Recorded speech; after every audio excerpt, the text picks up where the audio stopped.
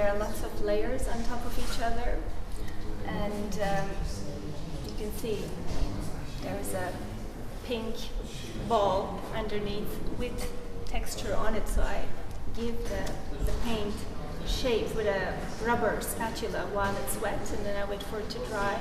Then I put another layer. I think the blue one is on top of the pink one here. And I wait for that to dry, and then I put another layer, wait for that to dry. And I will keep the edges a bit thicker, so that when it all dries in the end, I apply one layer over the whole thing, wait for that to dry, then I apply a very thin layer on top of that, so that I give that color some depth. And when that dries, I scratch it with a spatula, and the lower layers come through. I do that in a lot of the paintings. There's some others where there's a similar technique, not exactly the same. And then at the very end, I apply with a brush, other shapes on top of it. Then with turpentine, I erase it away with a towel. So I keep on working on it until it feels right, until the balance between the shapes, the colors, and the tones is just right. And then you know when it's finished. And I look at it for another few weeks to decide whether it's really done. And sometimes it's not. Sometimes I keep on working on the same piece for months. Up to a year. I think a year was the most I ever. If after a year it's still not working, then there's a problem with it, I guess. The big challenge for me is always that balance between control and spontaneity, because if there's too much control, it's boring to look at. It bores your soul, and you feel it. After a while, you feel bored because it's too controlled.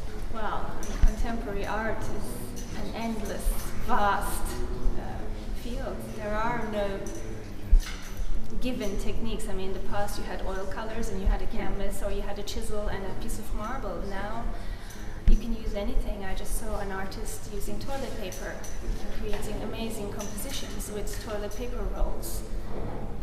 I think now talent is not so important anymore, it's creativity. It's how much can you push the limits in your mind to come up with something new, and that's the real, and that's why contemporary art is so exciting, and that's why it's also so difficult, because where do you start as the artist? What do you do? If you can do anything, what do you do? And for the art lover, it's also difficult to decide what's good art and what's not so good, in this vast field.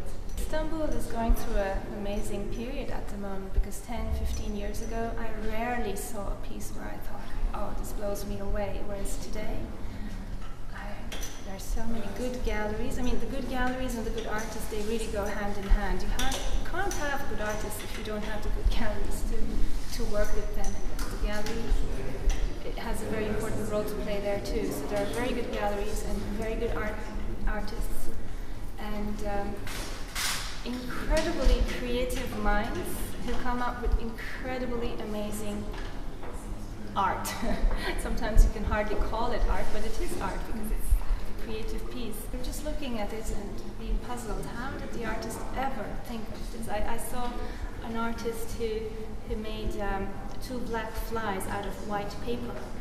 And these two black flies are carrying that thing that you used to kill the flies?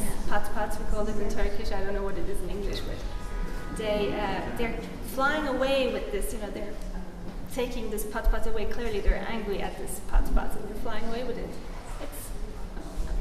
It's very simple, it's very fun, it's a very fun idea, and it's aesthetically extremely beautiful.